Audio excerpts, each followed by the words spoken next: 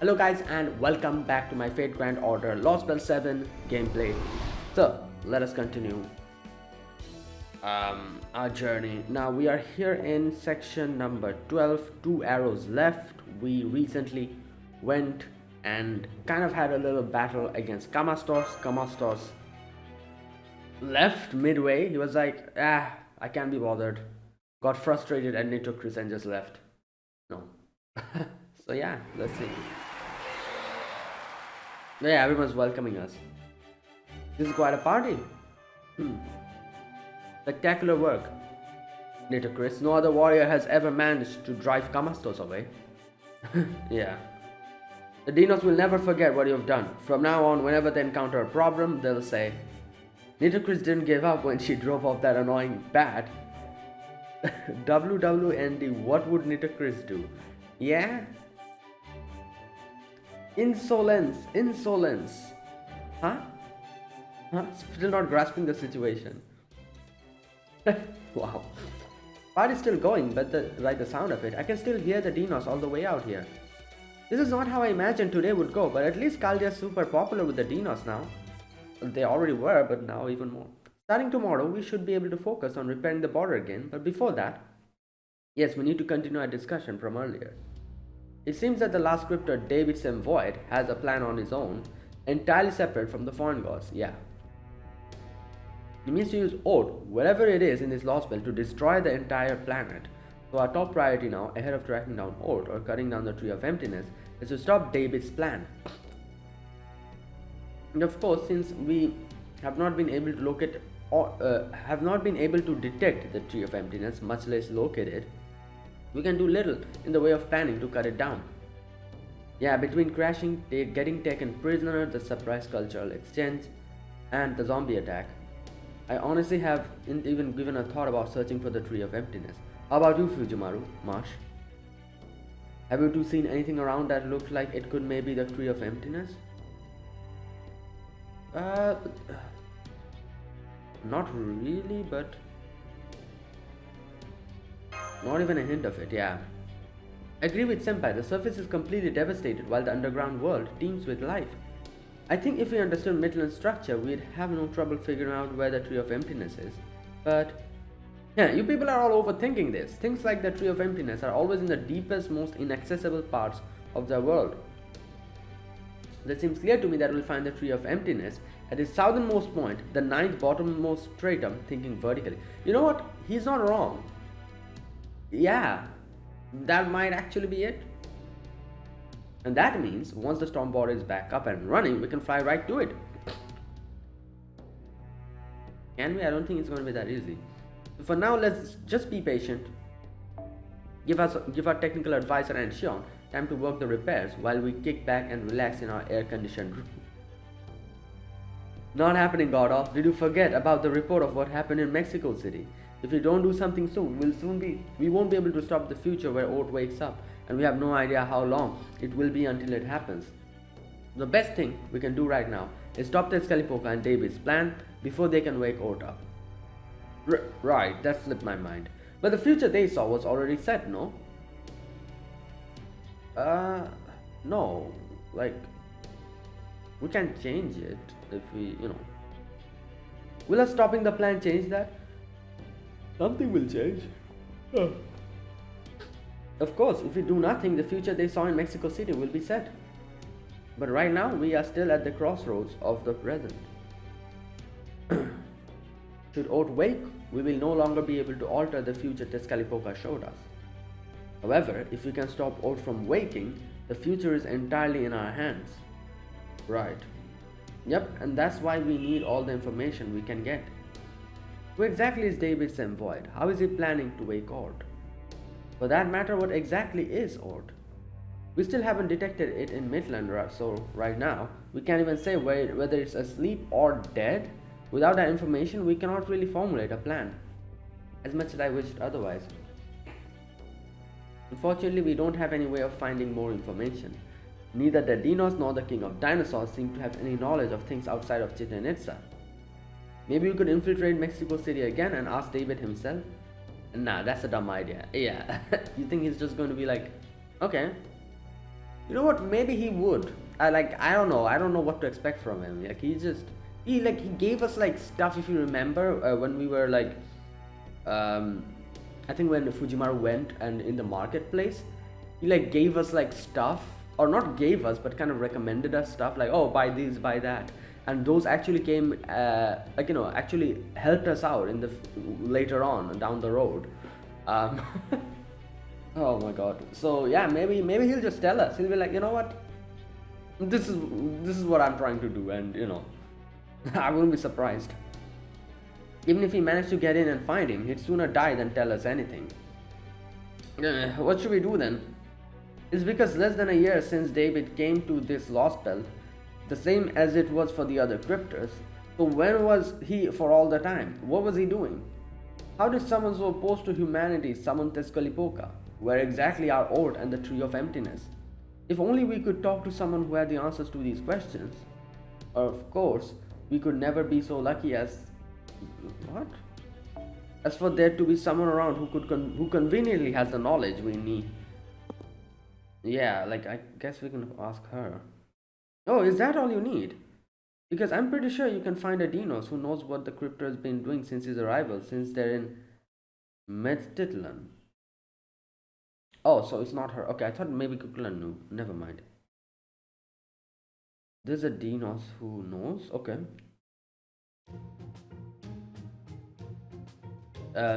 Mictlan, of course. What's Mictlan? Oh, sorry. The Deinos have been pestering me for more of your stories, so I came here to fetch Fujimaru and Mash. But your conversation was so interesting, I couldn't help but listen in, yes? I see, sorry we didn't notice you. So what is this Mictlan place? In our world's Aztec mythology, it is part of the name of the first of the 13 heavens, the bottommost domain where the moon moved. Ihuicatl Metzli.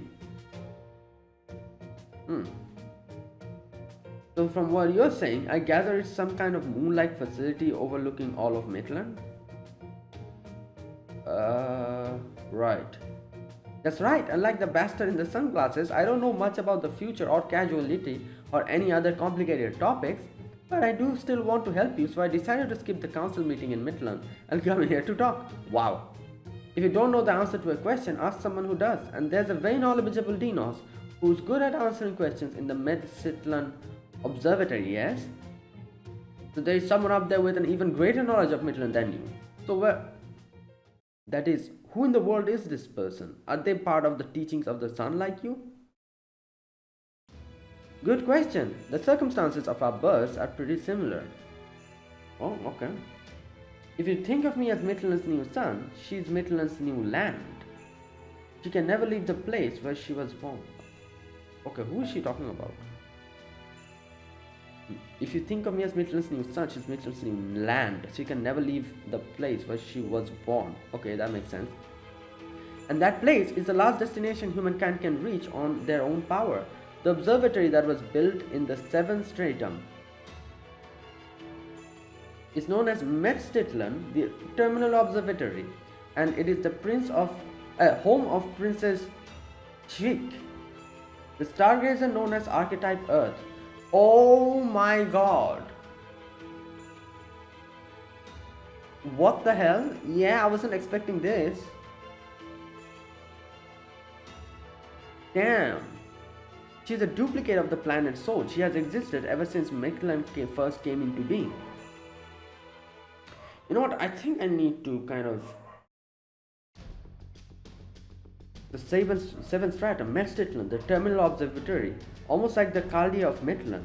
Yeah, like, obviously I do know about the archetypes a little bit. I remember watching a video quite a while ago. It's been a while. There they kind of explained about, the types, like the archetypes and all that. All that stuff. I remember I had a pretty good grasp back then, but now I've forgotten most of the stuff. And I haven't even played Tsukime Remake still, so I guess if I played that, I probably would have had a better understanding. Like, Mahoyo gave me a way better understanding as to what magic is, true magic is, and the different, like magic, different, like, true magics. all those stuff I was able to very well understand and have a very good grasp of it. So I'm assuming if I play Tsukihime remake later on down the road, I'll definitely play it. I'll have a better understanding into these type of concepts, like the archetypes and all that, I think I watched a video called The Ultimate Ones or something. That video actually has a very good way of explaining. I don't remember which channel it was. It Otaku Daikon? I don't remember. Something like that, I think. It kind of had like a little explanation, and I remember understanding everything back then, and I got pretty clear about everything, but then I forgot everything again. Right, anyways, yeah, right, the 7th stratum Mictlan, the terminal observatory, almost like the Kaldi of Mictlan. Thank you, Kukulcan. I wasn't expecting a lifeline, but you've truly proven to be our savior. Okay, are we going to meet Ark here? So, like, or Archetype Earth, yeah, obviously. Alright, everyone, you heard the goddess. We're beginning a new operation. Fujimaru, Marsh, Habitrot, Da Vinci, and Nitocris over there, having the time of a life. Prepare to leave for the 7th stratum at once. And could I ask you to accompany them too, Kukulcan? Da Vinci will only be there to handle the data analysis. You're the strongest fighter around by far. We could be very grateful if you were willing to help Fujimaru. Of course, yay, thanks director. Now I have a perfect excuse to cancel my annoying council meeting. I can't turn down a request for aid after all. Shion and I will stay here to focus on repairing the border. Kwanska, you're on guard duty. What will you do, Karo? You'll be helpful no matter which group you go with. So you should go where you think you can do the most good. Okay, I'll stay with the border too, but I can help with the repairs. I'm going to go over the clock tower files since they might have something on David. Right. Oh, good idea. I think I'll do the same. The clock tower files are heavily encrypted though. We'll need to decrypt them one at a time. I can help with that, though it will have to be in my downtime between repair tasks. Alright, it's settled. Let's get to work, everyone. Oh, but not right this second. Fujimaru and Kirillite still need to rest. You both have a responsibility to get 7 hours of sleep and 2 hours of relaxation each day. Right. You'll be departing tomorrow morning. Until then, take time to enjoy the Chichen-Itza nightlife if you like. Why don't you spend the night in Chichen-Itza too, Commander? Good point. A chance like this doesn't come around every day. If I think of it as a vacation near a tropical rainforest, maybe, yeah. No, wait, you can't fool me. I just know I'm going to be mistaken for a giant Zokta mother. What? The moment I set foot outside. Oh no. And passed around from Deinos to Deinos until I end up somewhere I don't even want to imagine. What an active imagination. But first we should probably rescue Nitocris from the shrine. And since the Deinos want to hear more of Lostbelt stories, we can kill 2 birds with 1 stone. We've got a long journey ahead of us starting tomorrow, so this might be your last chance to talk to them. Make sure to tell them as much as you can. Okay. What, are we going to share the story of Lostbelt 6 now? Because that will be that would require big, Oh no, they're talking about Chinese Lostbelt. I thought like they were recently talking about Olympus, so I was like they're going to talk about Avalon Le Fay now. But yeah. And that's the story of the Chinese Lostbelt. Wow, a world of all vassals and just 1 human. Man, that's efficient. Really efficient. The vassals do all the heavy labor to keep the world running and provide the king with culture. The king evaluates it all and becomes the primary figure in making further advancements. Technological developments could never take a wrong turn in their world like that. The other Lostbelt worlds were pretty astonishing too, but in terms of completion, the Chinese Lostbelt sounds like it was right at the top. I know what you mean. No one in the society ever had to feel unnecessary suffering or wants things they could never have. Complete, yes, I'd say it is, but at the level of species, maintaining the status quo is effectively regression. Wow, this Deinos is pretty, no matter how stable the world a species lives in may be, if the species never changes at all, it will only be a matter of time before other species surpass them, effectively causing them to degrade. Funny how he's like, the one telling this, because, they themselves are kind of like that, because they've just, because of their big lifespan. Yeah, they don't really care about the things that humans with a shorter lifespan would care about in that degree. But this Qin Wang person managed all those changes himself. So long as they never made a mistake, the Chinese Lostbelt would have been powerful indeed. And they did not, in fact, make any mistakes, which is why the empire became eternal. It's just too bad their own lifespan was limited, not necessarily physically, since they did acquire an immortal body, but mentally. It almost sounds as though the great wall they built enclosed their mind as well as an. What? Who the hell is this Deinos? Chin stroking Deinos, yeah? That part I honestly didn't understand. Why would a human of all that caliber stop trying to grow their territory? Isn't that why he became the emperor in the first place? To grow humanity's domain as far as possible?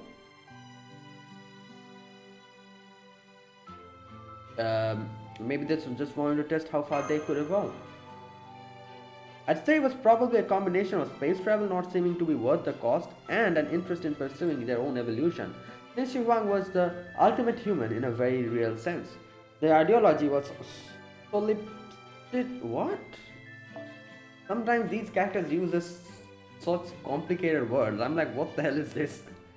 What? Solipsistic. Yes, but that was because they truly believed themselves to be the pinnacle of humanity. And since they were so strong in both mind and body, they probably never saw a need to compare themselves to others. It's the same ideal Kishtarias tried to bring about. Qin Huang loved their servants and strove to advance the human species as much as possible. They were a perfect person, a true Zhenren. But unfortunately, there was no one else in that world who could stand as Qin Wang's spear, which ended up leaving them as the only human there was. So they were a really, really hard-headed human. That sounds kind of like Tepeu. He never lets anything stop him, even when he's all alone. Whoa, those other Lostbelts are amazing. We could never try to keep surviving after an extinction. And none of us care about having a species flourish or trying to evolve further. Really? But surely you guys don't want to go extinct either, right? We do try to avoid death, but that's not the same thing as trying to avoid extinction. That is true, actually. They themselves personally try to avoid death, but if it's an extinction, I think the Deinos will be like, yeah, whatever. This was what it was in store for us, what the future had in store for us. So yeah, I guess that's it then. Goodbye, everyone. That would require a way of looking at things which was very focused on us specifically. We live for something bigger than ourselves. That said, no Deinos can put into words exactly what that bigger thing is. But you taught us that our world is a Lostbelt, a world that was meant to be pruned away. We are grateful to you for that. We're not envious of any of the other Lostbelts or of proper human history, because we know that our Mictlan is already a complete and perfect world. Yeah, we all love Mictlan and we're all grateful to Lady Kukulcan. But, you know, I do wonder if our Lostbelt's as meaningful as a world as the other ones. I hope so. Right.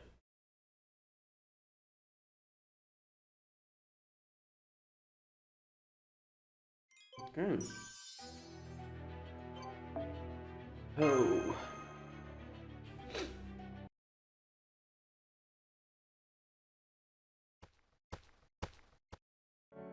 There you are, Wakchan. I've been looking for you. Are you feeling like your old self yet? It's no use. Nothing I do works. I don't want to do anything at all ever again. Not until the sun disappears forever. Your brainwaves aside, you seem like you're still in peak physical condition. So let me give you this message. The Chaldeans will be heading to the 7th stratum at daybreak. If you would be willing to go with them as their porter, it would be with tremendous help. Whoa, the 7th stratum? That's amazing. That's practically a stone's throw from the dreaded land. Even I've only been there once. My dad took me when I was a kid and I only remember seeing the stars there. That sounds like a ton of fun. I guess those guys will go anywhere as long as they have a goal. But Olga's gonna be there too, right? No, she's... I don't know what to say to her. Now I know I should have said something to cheer her up instead of just disappearing, but... Wakchan, you Olga Marie is no longer in Chichen Itza. She and Chaldeans have got their separate ways. I doubt she'll ever return. Huh? How did that happen? I thought they were friends. Oh, what do you know, Tepeu? This would seem a good time to explain. I can only guess based on information I've been able to piece together, but I believe you Olgamari to be Chaldea's enemy. Right. No, not just that, she may be the greatest threat to the Deinos as well. You've heard their stories about proper human history and the Lostbelt, yes? And you know how the world outside ours, the civilization of Earth, was erased by the bleached Earth phenomenon, right? Well, the bleached Earth phenomenon didn't just erase civilization, it also scoured every living thing from the planet. The being responsible for that is the foreign god, an alien who wiped out over 7 billion humans all on her own. And you Olgamari is that foreign god. At least so I believe. There are a few points that don't quite add up, so I can't be completely certain. Like here's the thing. I don't remember, because I guess this was kind of went deeper into in when we met you Olgamari for the first time, and we got to know this is the foreign god, or even before that. But has it been confirmed? Like, did you Olgamari herself, or has it been confirmed that she's the one who is responsible for the bleached earth phenomenon? Because who knows, maybe there's a possibility there is something else completely going on. Because I don't know, I just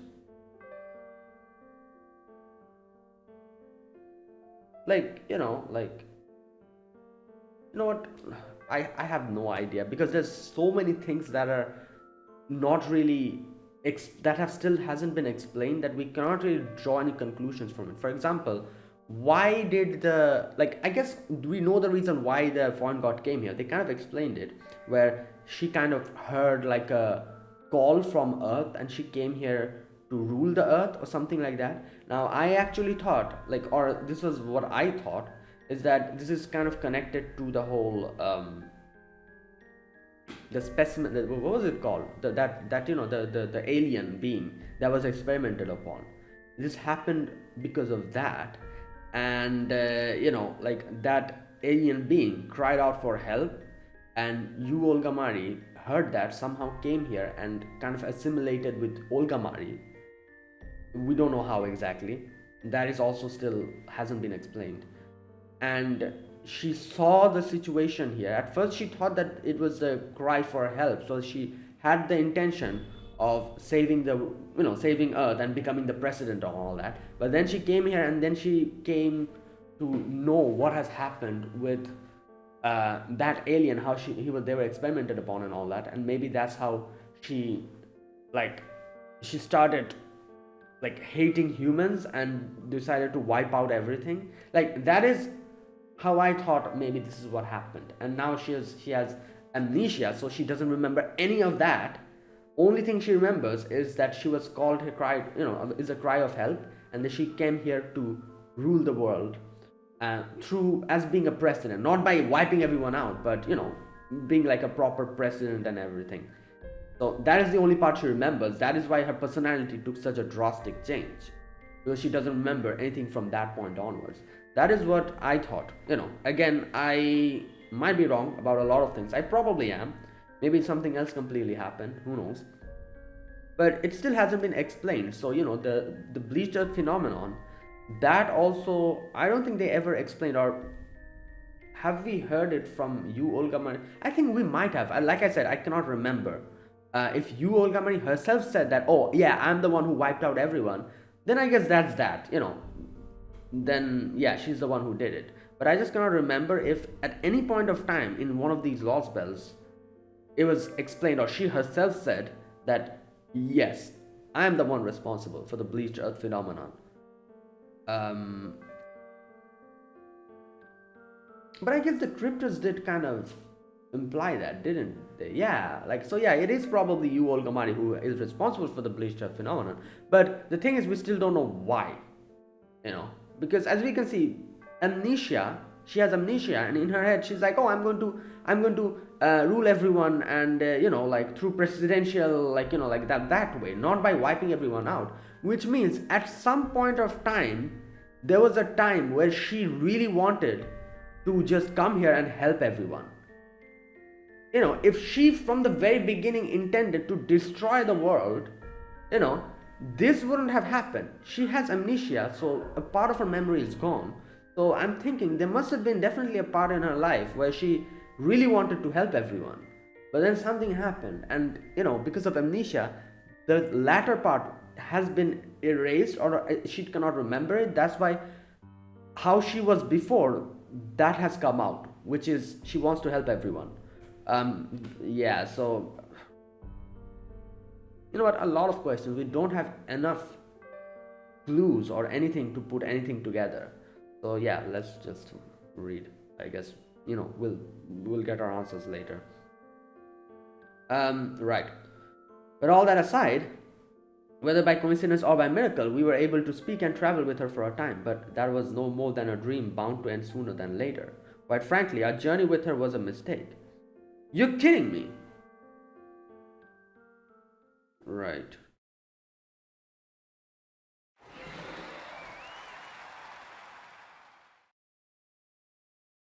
Please try to calm down, Lord Vukub. The king may not be here right now, but we're still in the presence of solar sojourn. If you flap your wings too loudly... Bro. Shut up! How are you not bothered by this? How long are those fools going to keep falling over themselves, falling over those damned outsiders?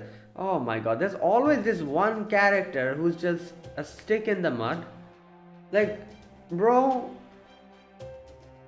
Even the king of dinosaurs is going along with it. Have they no reverence at all for the holy Jokta shrine? Oh god. That shrine is meant to be where we give thanks for the sun cycle. It's not a place to celebrate out... Okay, he's one of those. He's one of those people. How many times are they going to make the same mistake before they get in through their thick skulls? What good has foreign culture ever brought us? That damn Creeper's knowledge has been nothing but poison. The inclusion of language has only created disparities between Deinos, and the Selome have been growing stronger at an alarming rate.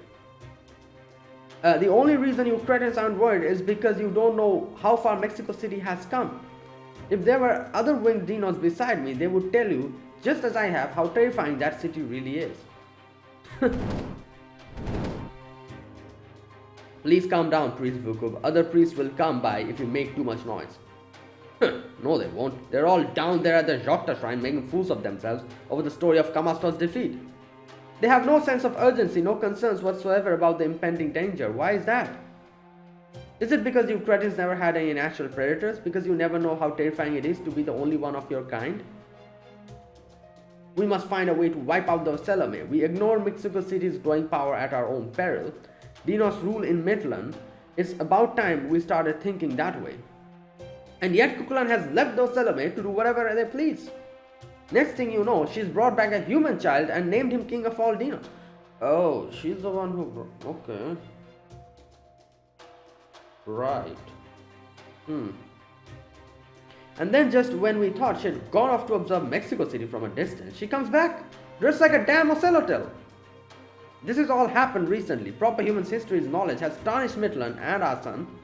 In fact, that woman has been far too welcoming to those proper human history outsiders even since she learned of this God concept. You mustn't say such things, Lord Vukub. Please at least refrain from putting thoughts into words. Shut up! This isn't my fault. It's all the fault of the king and the god who made me think this is in the first place. Who do you think I am anyway? I'm a rare Oh my god. Can someone shut this guy up? He has a big beak. I think you need a big rope to just put around his beak and just tie it up. The only kind of Deinos blessed enough to be chosen by the skies. It should be me standing at the top of Deinos. Yeah, if you were the one standing at the top of Deinos society, it probably would have been destroyed in a few days. Do you have any idea how much of myself I've devoted to Mictlan for that purpose?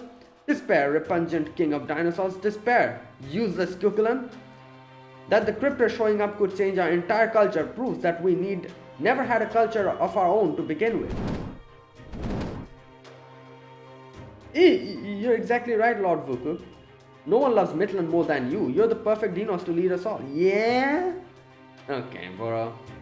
Alright, move ahead with the plan we discussed. Tell Iskali I will agree to a Oh my god, this guy is... Okay, man, you know what?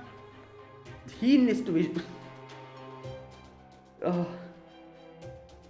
Second meeting in secret. This guy's been going behind our back. This is how you think. How are these characters so stupid? I don't understand. He was talking about how we have to, like, do this and do that, and now he's conspiring with the enemy. Are you dumb or something? Like, a plan to steal the sun, huh? It's bold, I'll give him that. But it was at least worth hearing what he had to say. I certainly cannot think of a better pretext. Fine, if it will really save our dying son, he can have Chit and Itza. Oh, good God. There's always this one pesky little crap. Always, in every single Lostbelt, just...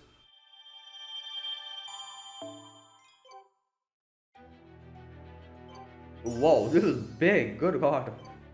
Third underworld, Zhozhauki. Okay. Zhozhauki, something like that.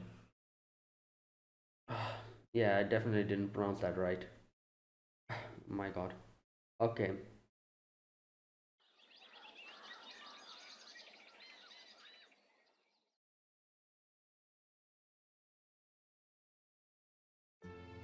I heard you're heading to Mictlan. I have some experience with the journey to the 7th stratum. Would you mind if I came along as your guide? Of course. I agree, we won't have anything to fear as long as you're there with us, Tepeu. Hey, new line working alright? Can you guys hear me? Nice, the comms are back. Yup, loud and clear, Minior. Mictlan's magnetic field is pretty strong. In fact, every stratum has its own atmospheric density, magical energy, concentration and background radiation level. Luckily, over the past few days, Professor figured out a way for our comms to actually adjust their signal to suit the environment.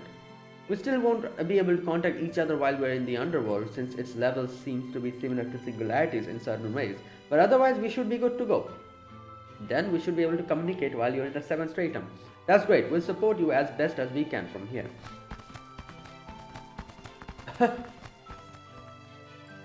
You're leaving too, Lady Nito. Oh man, we're gonna miss you. But I guess you gotta go since it's the 7th stratum. I mean, the 8th stratum's Kamastor's hideout. If he shows up again, it's gonna be up to you to defeat him. Right. Take care, Big Bro Fujimaru and Big Sis Mash for us. Of course, that pure excuse of a necromancer is no match for me. And once we conclude our businesses in Mictlan, we'll return to your city. It would be a shame to let this new fame go to waste. So when I get back, we're going to hold the Nitocris Cup we talked about last night. Yeah? Whoa, I can't believe we're going to have another Jokta ceremony. Nothing can stop us now. I only beat Kamastos because it was essentially a bad matchup for him. I had a number of advantages going on, yeah. But if you were to run into Talok, the rain god again, I don't think I could defeat her as I am now. Right. Good morning. Sorry I'm late. I went down to look at the shops first thing in the morning and I lost track of time. And they were even out of the thing I was looking for. Just goes to show that you should prep for an adventure ahead of time. Not to worry, Kukulcan. I have everything we need for camping out. We're all good to go. I've been guiding Fujimaru and Marsh since the first stratum after all. Then I guess I just need to come along for the ride. Good job, Tepeu. Of course, I'll do the best I can. But why do you sound so happy about this? Because you've never been proud of any of your accomplishments before. This proves you've gotten better at asserting yourself and showing us when you're serious. I don't know that I agree with that. You two wouldn't either, would you? When you adjust your glasses, I can tell you mean the... Right. Me too, you may not have realized this yourself since you're such naturally a gentle soul, but you clearly feel a great deal of responsibility for the jobs you accept and the results you produce. I see. Well, the thing with my glasses wasn't really meant to convey my emotions. I made these myself. They help me avoid looking upon things I shouldn't. Oh. Still hearing what you both had to say now was wonderful. I hope I can remember this moment perfectly forever. Okay, we should probably get going. It should take us about 2 days to reach the 7th stratum from here. We should be pretty safe with this lineup, but make sure you all stay sharp on the road anyway.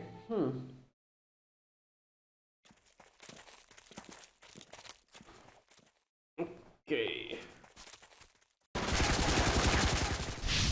Oh my god, what's happening? What the hell? Yeah, that's a big one.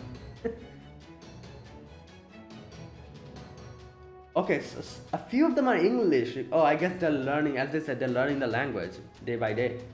Oh geez, we're already in trouble. What the hell are they thinking? Are they trying to burn down the whole jungle? I guess this means we have entered their territory, the 5th stratum.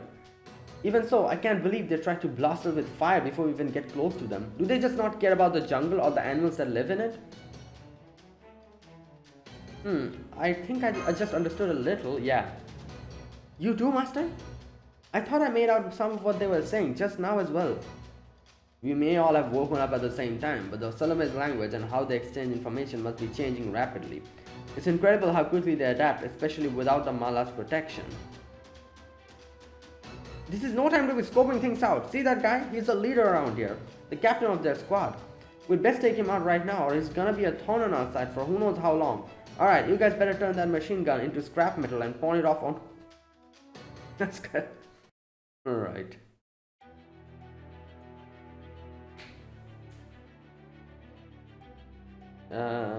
Four servants. Okay.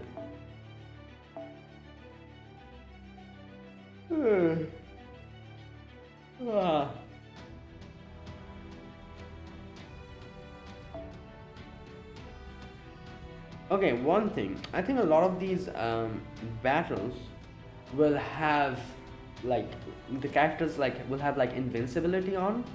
So if that's the case, I think I might need. You know what? Let me just check. By check, I mean let me just see what happens in this one. I'm going to take Koyanskaya. Not this one. Yeah.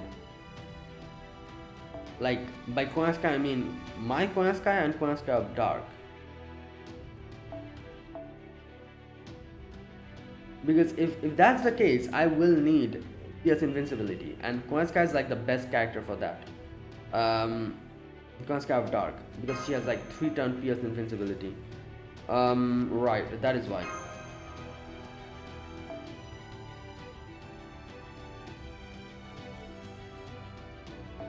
And if required, I'm just gonna break Morgan because you know.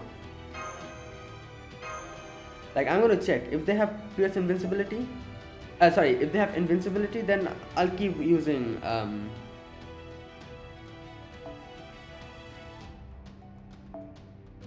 Koyanskaya. If not, then I'll just switch in Morgan.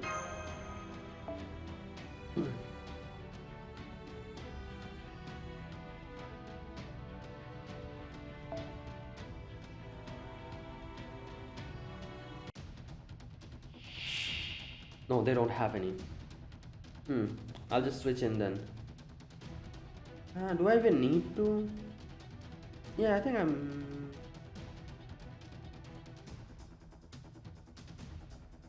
don't know. Like, do I need to switch? I think Koyanskaya can take care of them. Let's see.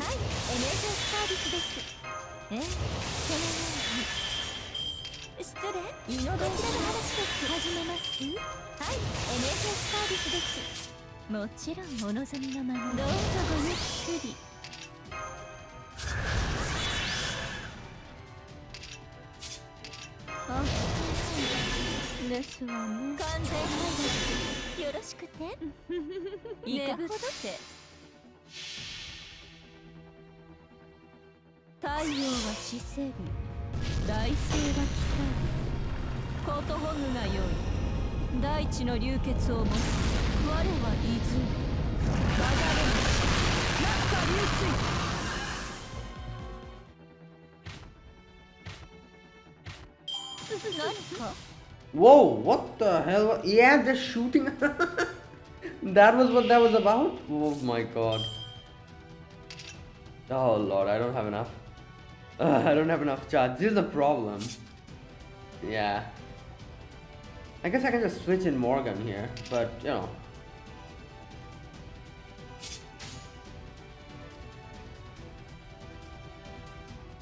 Should I do that?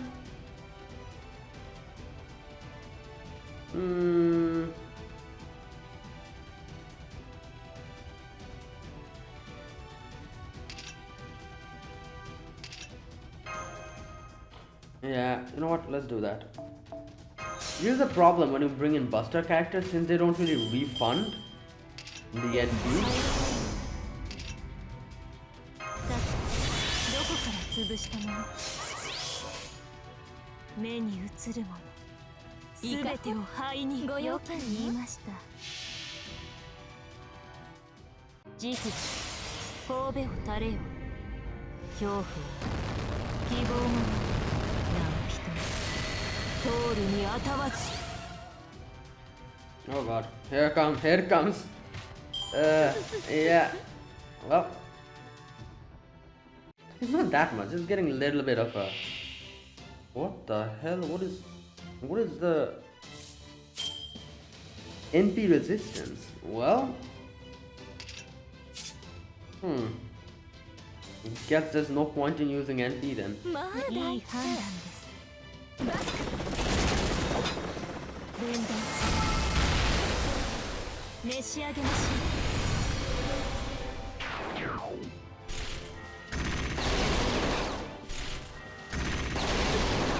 う Damn, what is it taking? Wait.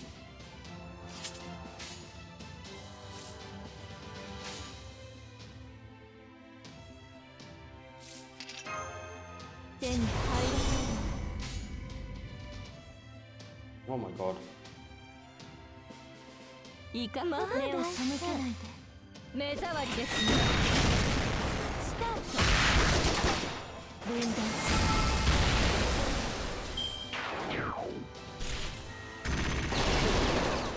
Wait, what is happening? It's happening so with HP loss. Okay, okay. It was happening so quickly. I couldn't, like, you know.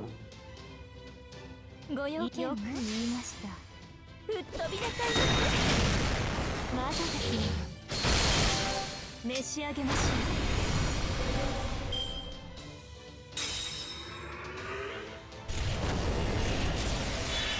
Scorpion alive. Oi! Oh my god. Oh, there you go. Now this will work. Thank god I have the... Wait a minute, what is this? Apply evade to yourself at the end of the turn. Well, you know what? It won't work anymore because... Let me see. This and this. Oh, it's only one. Ah, that's fine. 愛らしいウサギに狩られる気分はどうですか Bruh. 盗作的で癖になるでしょ Damn, imagine taking out that chunk of a health with one crit damage. Yeah. And I guess it's because Koenska of Dark is also like a you know like a beast type of has beast trait. I guess that's why Koyanskaya of Light, I don't know, I need to check her skills. Increases her damage even more, doesn't it? I think so. I need to check her you know skills, and that's why Koyanskaya and Koyanskaya like work so well. Okay, I see there are cornfields around here too. Yeah, way to go. I wish I would have joined the shootout too, but my noble phantasm kind of meant for really big baddies. Besides, we've got to do what we can to conserve Master's magical energy. He brought the corn. As long as luck would have it, we have excellent harvest today. Tomorrow we will be entering the 6th stratum, the 3rd underworld.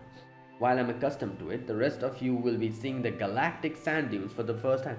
What in the galactic sand dunes? So tonight I want you all to get plenty of nutrients and rest up for the trek across them. I also have some thoughts Baker was kind enough to prepare for us in the storm border. Ah, you're putting the black water on your holy corn. It looks kind of evil to me. What is that exactly? Is that soy sauce? I think so. It's called soy sauce. Yeah, if you brush it over the corn before cooking it. Well, see the result for yourselves. Yay, it's roasted corn. She's like, wait, what is that? Come on, eat it. You'll understand.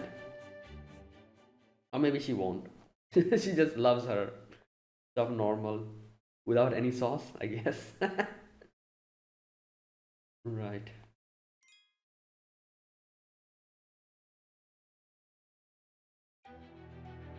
Oh, we're gone deeper into the... Yeah.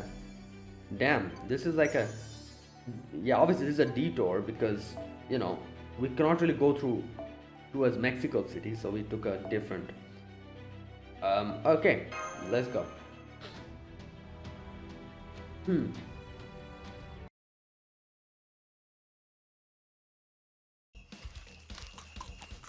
Oh yeah, there you go, she's... I think Kukulcan just ate more corn in one sitting than most people could in their entire lives. Kukulcan, maybe that's enough. You'll give yourself a terrible stomachache if you overeat. I don't think gods get stomachache, yes. Or do they? Then again, she's eaten 10 times her body mass in corn already, so maybe there's no sense in worrying. All good here. Tepeu, another helping. I've been missing out on this tasty treat for 100,000 years, so I've gotta make up for lost time, yes? Man, proper human history is just downright devious. You're recklessly crazy. Why would you invent something that makes corn taste this good? Do you want the whole world's supply devoured? Well, I won't let that happen. I'm a god, you know. If it ever looks like we're about to run out of corn for good, I'll do everything in my power to make sure we don't. Ah, so this is culture shock. Terrifying. It seems we have a new possible cause of extinction on our hands. Yeah, because she ate all the food. I'll look after Kukulcan, so don't worry about her. Enjoy your after dinner chat. Deinos never really cultivated much in the way of culinary techniques, so I guess this is all very new and exciting for her. I'm glad the roast corn made her so happy though. I expected she'd like it since she's humanoid like us, but it's good to have the confirmation. You know, Da Vinci, it may be a little late to be asking this, but if Kukulcan is this Lostbelt's god, why does she look like a human and not like the Deinos? Yeah, I guess that's a good question. Honestly, I've been wondering about that too. I don't blame you for wondering. Whenever humans imagine being superior to themselves, they usually think of giants or beastmen. Their tendency is to mix the familiar human form with characteristics no ordinary human can possess. By that standard, you'd expect Kukulcan to look a lot more like a Deinos than a human. Hear me, evil roast corn, your days are numbered. I swear not to rest until every last kernel of you is in my belly. No, you know what? I think this is the reason why. I'm pretty sure they had Kukulcan from the very beginning. But it is very recently, as far as I can remember, they explained, it is very recently that she came in front of everyone. And that happened after the Salome came and David came here and they started sharing stories about, so the Deinos saw the humans and then heard about, because they didn't have any concepts of God before this, as they explained. And then after getting that different culture, they now imagined Kukulcan in a certain way maybe, and that's how she is like this. I don't know, that's what I think, because as they say, like faith and that is obviously the reason for, like, unless and until you have faith in God and you kind of imagine God in a certain way, we have to remember they're actually not like that. Gods and goddesses, they're all formless. They don't have a form. We are the ones who give them form. So in the same way, at first Deinos and everyone else here didn't have any concept of gods and goddesses like that, religion and all that. But then the Salome and David came, and Tezcatlipoca came. They saw them, they started learning from them, and they started imagining, and they gave a form to Kukulcan, and this is probably how it looks like. Again, I'm just guessing. Maybe it's something like that. Are we sure she's not actually a dinosaur? Don't have a trot. I understand how you feel, but that's not nice to say. Okay, I was hoping to gather a little more information first, but this seems like a good opportunity to move up our schedule and hold an emergency briefing. It's gonna be kind of a heavy for an after dinner conversation though, so be ready for that. She put on her glasses. Alright, I'm not gonna keep you waiting any longer. I'm sure you've been wondering about the origins of Mesoamerica in the Minecraft world, and why the 7 Lostbelt turned out the way it did. We should have discussed that at the start, so on behalf of Caldia, I'm sorry it took so long to get to it. But while we maybe took the scenic route to get to it, the time has finally arrived. Are you ready, everyone? Are you ready, Fujimaru? Then let's get this episode of Da Vinci's Mythology Corner started. First off, Fujimaru. I believe Mash already told you about proper human history's Chichen Itza and the relationship between Maya and Aztec mythology, right? Yeah. Do you remember what she said? Mayan stuff came first, followed by the Aztec. Very broad strokes, but since we're discussing the Lostbelt, I guess a basic understanding will do for now. Then taking all that into consideration, let's go over our journey so far. Damn, she has a blackboard?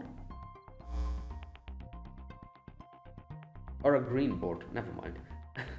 We originally infiltrated the 7th Lostbelt in South America to finally settle the score with the foreign god. But after breaching the storm wall, instead of South American continent we expected to see, we found Pangaea, the massive supercontinent that once contained all of Earth's landmass. Yeah. Immediately after, the ground split open, revealing what I can only describe as a light we don't yet understand. Yeah. That light struck the storm borders, sending it crashing down into the underground known as Mictlan. Okay? And as you'd expect from the name, Mictlan strongly reflects the characteristics of Central America rather than South America. Okay, that's most likely because this Lostbelt's roots, that is, the basic idea underpinning it, comes from Central America in proper human history. So it would be more accurate to refer this world as a Central American Lostbelt than the South American Lostbelt? True, but its surface coordinates are still in South America, so let's just stick with South American Lostbelt, yeah. Now, here's my first observation. Let's dig a little deeper into Central American mythology. In addition to being closely tied to the natural world, Central American mythology also tried to focus on an astronomical perspective. They took a great interest in outer space, yeah? In fact, there are still a lot of depictions of rockets pointed towards the sky that remain in Mesoamerican murals and relics today. Why is that? The Magecraft world has a theory. They think the Mayan civilization interest in outer space may have started with a figure who already knew plenty about it. Ah. As in an alien? Yeah, I was assuming. Yep, it came from outer space, but it wasn't the kind of creature you'd probably be imagining. Oh my god, I think I remember hearing something like this in some other... Was it anime or something else maybe? That... Like, you know, like the reason behind a lot of people gaining an interest in outer space is because there was someone from outer space who kind of did that. Like, you know, I don't remember exactly from where, but 66 million years ago, during the 5th of the Big Five extinction events, an enormous meteorite crashed into the Yucatan Peninsula in Central America. The resulting shock wave is believed to have become a massive heat wave which covered the entire planet, effectively ending the dinosaurs' time as Earth's dominant life forms. I understand Deinos are different from dinosaurs, but I've also been told their bodies are equally strong and durable. So if this event wiped out the dinosaurs and changed the entire ecosystem, it must have been quite the disaster, yeah. Yep, the earthquake created by the meteorite's impact exceeded a magnitude of 11 and resulting tsunamis were easily over 300 meters tall. Recently, some people have come to believe that another meteorite landed in West Africa at around the same time. Oh. But either way, there's no question about the impact on the Yucatan Peninsula. There's just too much evidence of it. There's the 160-kilometer crater along the peninsula. Iridium, a rare metal, was discovered there too. And above all, the enormous underground cavern that was clearly formed by a meteorite impact. You see, there are lots of springs called cenotes in the Yucatan Peninsula. They're essentially very deep pits with groundwater bubbling up at the bottom, which made them crucial sources of water. And one of the reasons these cenotes formed in the first place was a result of the changes the meteorite impact had on the bedrock, which explains why so many of the cenotes are connected to each other underground, like a giant ant colony. See, this means there must have been a massive underground world running beneath the Yucatan Peninsula as far back as 66 million years ago. Right. For the people living there at that time, the underworld of Xilbaba from Maya mythology was very real. Okay. Over time, this underworld myth was brought into Aztec mythology as well, where it was born as Mictlan. And the Magecraft world believes that the primal fear the locals had of Mictlans wasn't a product of legend, but because that very real fear was inscribed upon their DNA. Right.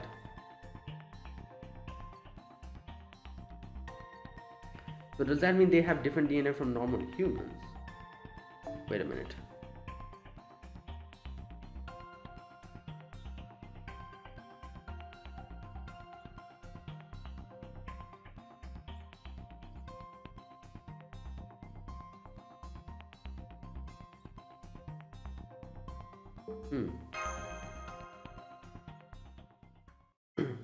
No, they were perfectly normal, except from one additional factor. The Yucatan Peninsula meteorite was absolutely chock full of resources. And I don't just mean the kind of rare metals that are nearly impossible to find on Earth. I mean matter, or even life forms that didn't exist on Earth at all. Wait, what? So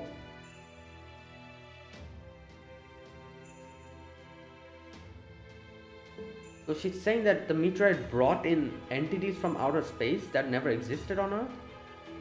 What I'm saying is aliens arrived on the same meteorite, yeah, that hit the Yucatan Peninsula. Right, okay, that is crazy. Seriously? Yep, dead serious, although I guess calling them aliens might be overselling it. At any rate, the meteorite came with intelligent life form from another planet. Oh wow. Like obviously these are what people have theorized. Like, you know, there's no proof that this actually happened. People think. We don't know whether they use life on Earth as a host bodies, like parasites, or if they outright fused with them. Either way, this intelligent life arriving on Earth resulted in the rapid rebirth and development of advanced life on the planet. I wonder if this has some connection with that alien, the one that was experimented upon. What's more, it did so in ways beings like ourselves who reproduce sexually could never duplicate. Okay. These extraterrestrials had to multiply quickly over a large area and without pause so they could cover all of Earth. And the best way they could do that was via the natural world's most abundant form of life, plants. Oh. This means the beings which arrived with the meteorite weren't conscious beings but fungi with the ability to store and convey information. Right. They parasite Earth's plants and helped them to develop their seeds. Once humans came around, they were revered as the incarnations of nature itself. Those are the roots of all Mesoamerican gods. They would attach to just about anything and lend them their power.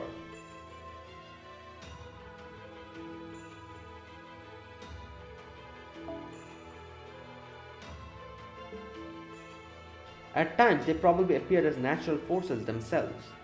Sometimes I bet they used animals as their host bodies, other times I wouldn't be surprised if they used humans. In time, the people who could eventually form the Mayan civilization were born. Those were most compatible with the fungi became priests, kings, and sometimes gods. So they're saying the gods were aliens? Like the people they revered as gods were actually beings from outer space? Wait, what is going on? At first it was, in Lostbelt 5, it was that the gods were actually machines, and now, like, the gods are actually aliens? Damn. So basically, in the Magecraft world, it is believed that it was these fungi which gave the Mayan people their visions of outer space, the fungi's homeworld. Oh. So these aliens, these visitors attached to the meteorite from 66 million years ago, were the origin of this civilization's gods. Yeah. So that is why they are so... So it's not that there was someone who just came here and they had information about outer space, so everyone else got inspired or heard stories of it. What Da Vinci is saying is that the aliens or the extraterrestrial life form came in as fungi and they spread, and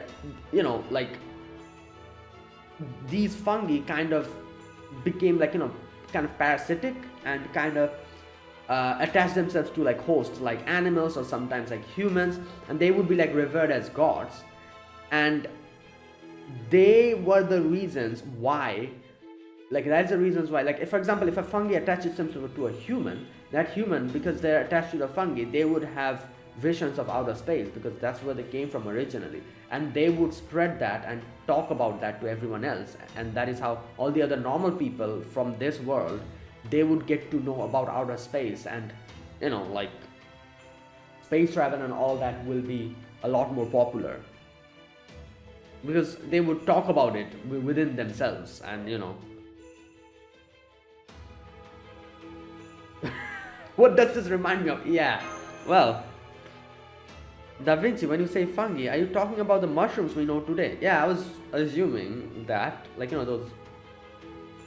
Well, recently there have been theories that all of fungi on Earth not only share a common what? No, that all fungi on Earth not only share a common language, but that they also communicate through their own underground network. A topic for another time. Damn! Wow! In retrospect, calling them fungi may have been misleading. They more closely resemble the roots of a plant than anything else. Okay. Imagine microscopic life forms that operate entirely via nerve tissue, and you'd have the right idea. I guess they looked a lot like living filaments. Okay. Anyway, well, these fungi or plant roots or whatever, excuse me, you call them, were able to store and convey information, they weren't able to achieve conscious intelligence of their own. That's why they latched into. It may sound bad, but in many ways they were like a virus that needed a host body to survive. I think that by attaching to a host, these beings were able to advance the host species and secure a livable biosphere. A carrier of the gods. Wow. I've heard that there's a family in the Mages Association who's been watching over mystic fungi from the age of God for generations. Is it the same kind of thing? Yep, the origins may be different, but the carriers of the gods follow the same logic.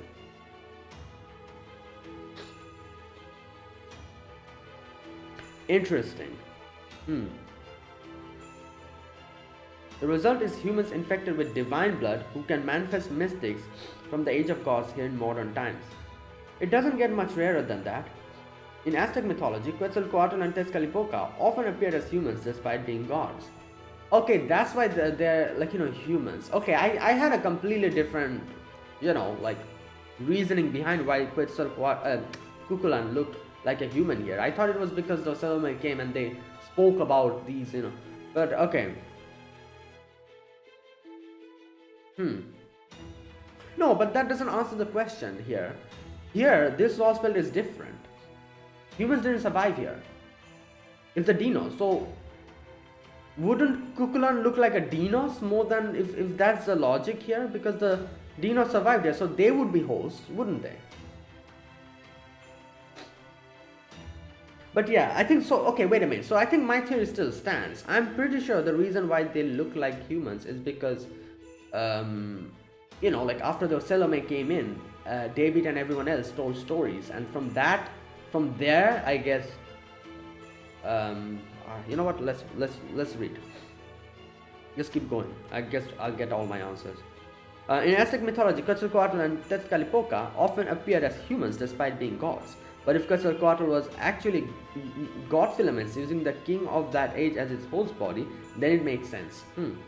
First, these aliens attached themselves to plants, which caused plant life to flourish. That resulted in Central and South America's massive jungles and rainforest. Okay. Then they used the plant roots spread out underground as a nervous system to cultivate all around the world. Over time, they noticed the emergence of humans, Earth's prime species, and oversaw the end of the Age of Gods. When these beings' own time ran out, they accepted they would never return to their home in outer space. They decided to entrust their hopes and dreams to the children inhabiting the Earth's surface, humans. And that is the story behind Mayan and Aztec civilizations. Wow, so these alien life forms, these god-carrying filaments, they were here from the very, very beginning. They came here, they were here from even before humans existed. As I said, they're the reasons why the plants flourished and then humans came into being. And at this point, I don't think you can call them aliens anymore. They've just been here from, they came from outer space, but they've been living here even from before the humans arrived. Human beings, they were born. Yeah. You cannot really call them aliens at this point. Their mythology still remembers Earth's Big Five extinction events, yet don't portray them in a negative light. It's a mythology focused on the rebirth of species, filled with the will to overcome even the worst world's-ending disaster. So they accepted extinction and worked to overcome it. Wow. Kukulcan is asleep now, so I overheard your discussion. If I understand you correctly, Da Vinci, you're saying that human history diverged based on the species? These extraterrestrials chose to carry on their wish to return to their home.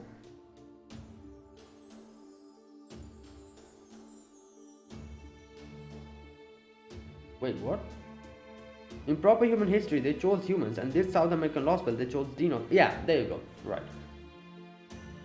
Does this mean this Lostbelt began after the mass extinction event 66 million years ago?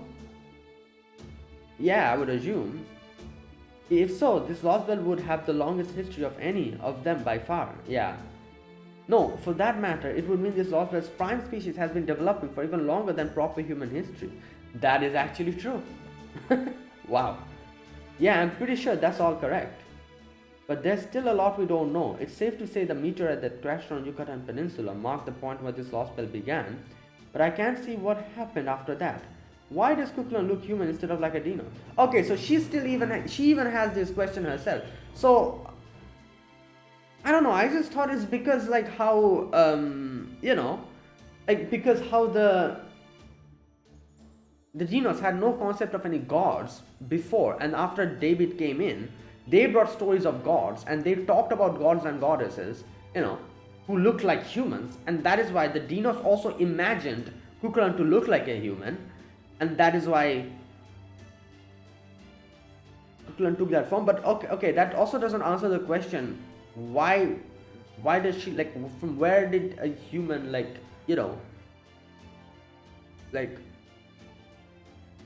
yeah, like, okay, you know what, that doesn't really answer, like, my theory doesn't really answer the question that even if that is the case, who is the human that is Kukulcan? Like, did she come from, like, somewhere outside? Where did she come from? Another bigger mystery is Tezcatlipoca, the king of dinosaurs. That Tezcatlipoca, where did he come from? They say that Kukulcan found him or something like that. So, like, what I'm trying to say here is that the native, like, life form here are Deinos. So Kukulcan and Tezcatlipoca, king of dinosaurs, these two must be from somewhere outside. They came from somewhere outside. They weren't native to here. Like, where did Kukulcan get this body then? That's the question.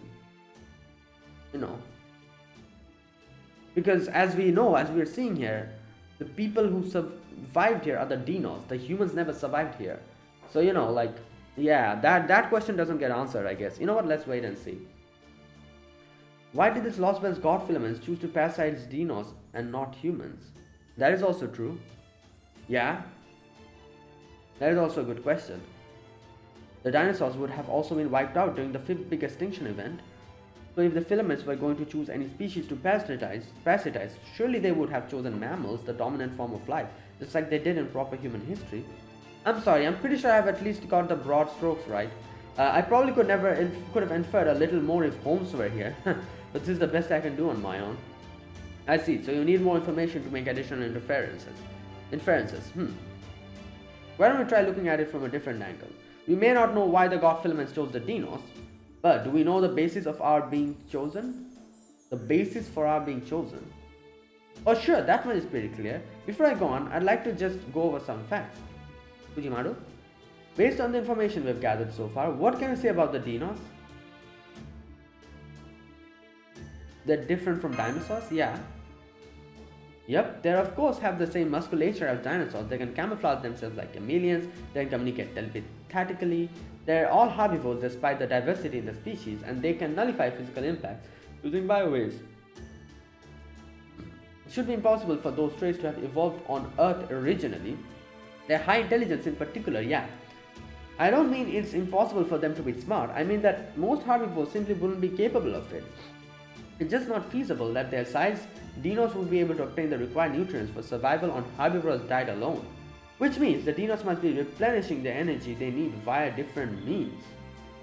The teachings of the sun, they are able to live on water and sunlight alone. Oh, you mean the Deinos are...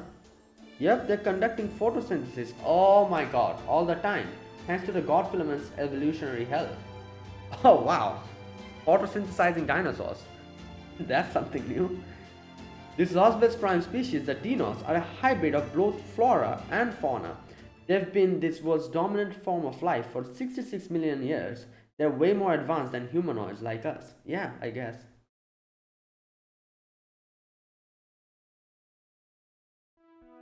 I can't believe it. I had no idea we had such incredible creatures. We were such incredible creatures. You sure are. You all probably don't think anything of it. But you Deinos are actually the perfect intelligent life form.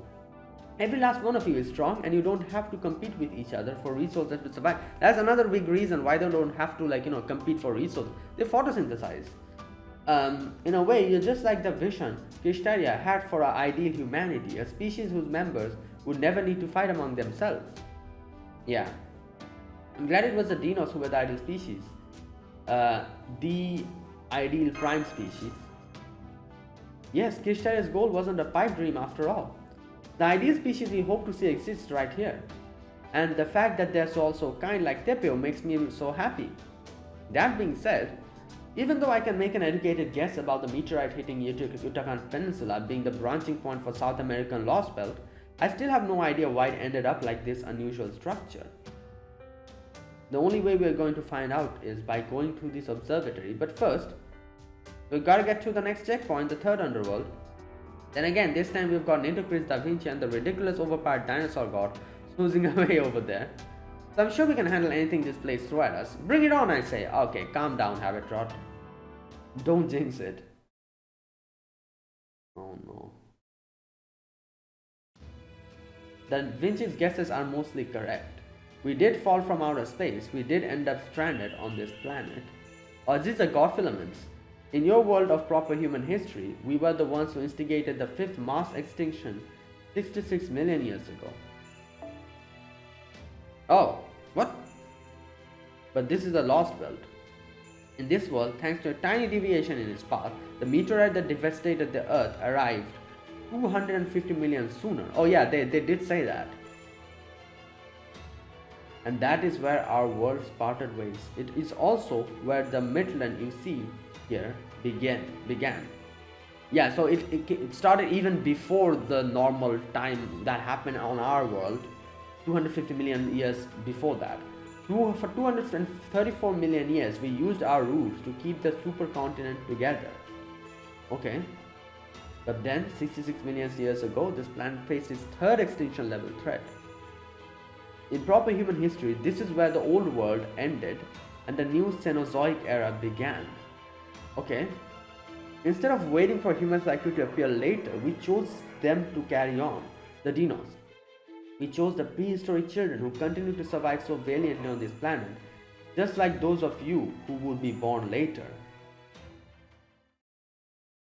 Oh, I see. Because it arrived 250 million years ago, the Deinos continued surviving and the god filaments decided to carry on with them.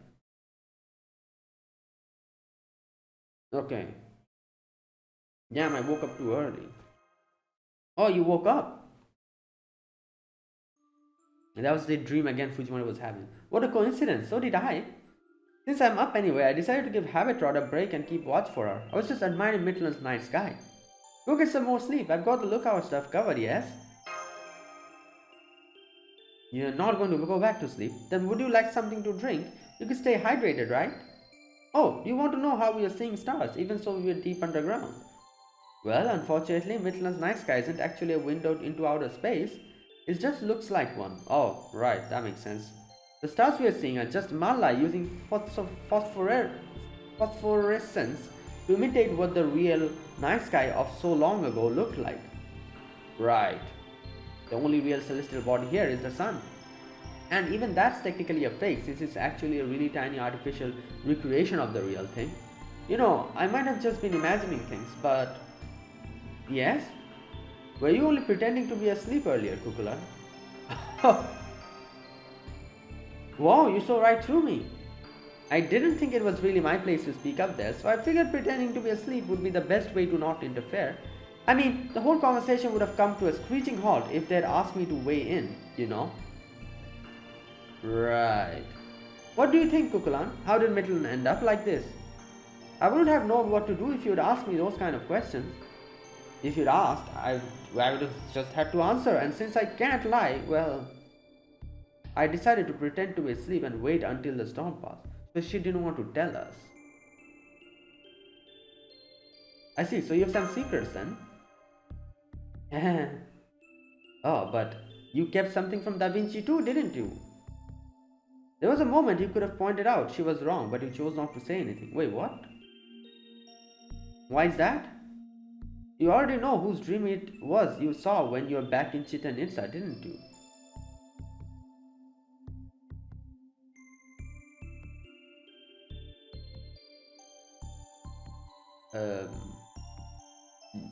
Yours? I don't know. Is it because you didn't want to interrupt, or is it because you realized I was only faking being asleep? And you knew instinctively that if you spilled the beans, I'd kill you?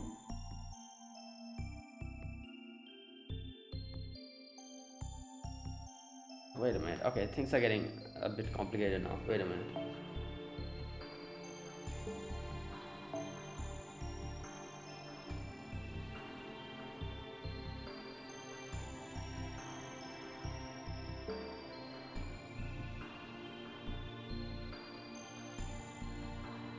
I need to go back, and go through that dream again.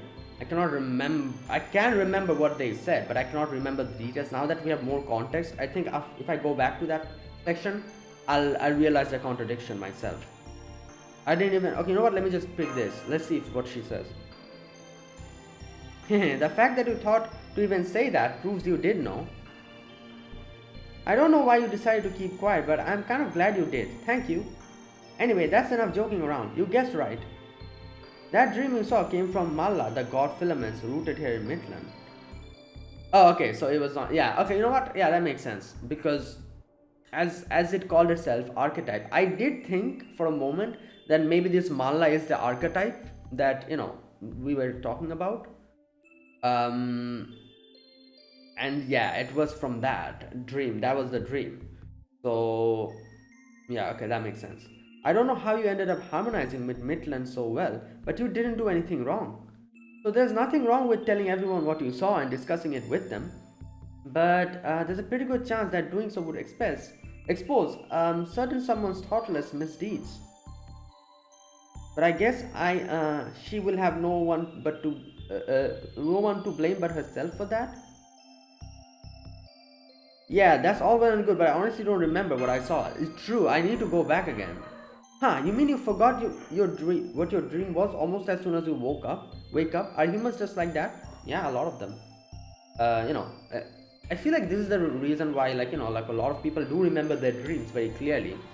But I feel like people who sleep very deeply, which is I'm one of them people, I don't remember my dreams at all. Like, you could say that when I wake up, maybe I have a vague recollection what happened, and then like immediately, like 1 or 2 minutes later, I try to recall it and I just don't remember what happened. Unless and until it's a very vivid dream which happens once in a blue moon, that I completely remember everything. I don't even dream. Like, that's the thing. This is a very rare occurrence that I dream, and I think a lot of people have the same. People who sleep a lot deeply. Like, I've heard a lot of people say that they dream every single day. And I've heard a lot of people say, and people like me who don't really dream at all, and whenever there's a dream a little bit, I just wake up and I just forget about it, so something like that. So probably Fujima is someone of the latter. Right. Oh man, now that I think about it, I'm the same way. I thought I was the one who was so forgetful. Okay, I'm gonna say goodnight again then. Oh, just chalk all this up to a dream and forget it when you wake up. Yeah? I mean, don't worry about anything. I'll be keeping watch all night. Alright, I'm gonna see if I can fall back asleep. Wait a minute. Do I have... I don't think I have it. I need to go back and watch my video again. The video where we saw the dream. I need to check that out. Because she's talking about a contradiction. Now, here's the thing, like obviously at that point when I was watching that dream, I had no context what was going on. So now that I have more context as to what was going on back then, I cannot recall what I saw because I have no context. I cannot really put things together. Now, if I go back and rewatch that scene, I think I'll probably understand a lot more things, which I'll probably do. Because they're talking about a contradiction, which it seems like Fujimaru himself has a vague recollection of, but cannot really put things together. The same is with me as well. I do remember that dream. I do remember what it was, but since I had no context, I cannot connect the dots. If I go back again and rewatch that scene again, I might be able to connect the dots, and maybe I'll be able to realize what the contradiction is that Kukulcan is talking about. But yeah, today we had a lot of information, I guess you could say, what happened here, how these filaments, these alien filaments, god filaments, how they are the reason why, they're the one who chose the Deinos and all that. And the reason why they chose the Deinos is because, as in the dream we see, since the extinction happened 250 million years before that happened in the proper human history, the Deinos kept surviving and giving their all to survive, and the god filaments decided to choose them instead of the humans who will come a little bit later. So that's why this is where it diverged, So yeah, but again, as Da Vinci says, it doesn't really answer the question why Kukulcan is a human, which is also, like I said, I also thought of a theory, but according to my theory, it still doesn't answer the actual question, which is, how is she a human, or how does she look like a human? Why does she not look like Deinos is? If she looks like a human, does that mean she came from somewhere else? She wasn't here. What about the king of dinosaurs? Why does he look like a human?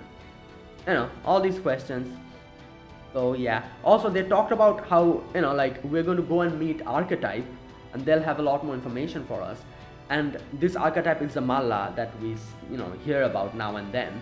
And that I kind of guessed. I was like, yeah, probably Malla is the Archetype. And that I kind of guessed. So that wasn't really a surprise when Kukulcan said. Yeah, but I still cannot, find out the contradiction. I'll need to go back and rewatch that section. Which I'll do, and see if I can put things together. If not, then I'll just wait for them to explain it, because I'm sure they'll explain it eventually. Anyways, that was it. That was my gameplay for today. So yeah, if you guys enjoyed this video, be sure to press the like button, subscribe if you're new to the channel, or you haven't subscribed. Comment down below anything you want to say, anything you want to let me know. I'll check them out. That is it. Thanks for watching. I'll see you guys tomorrow with another video. Until then, goodbye and have a nice day.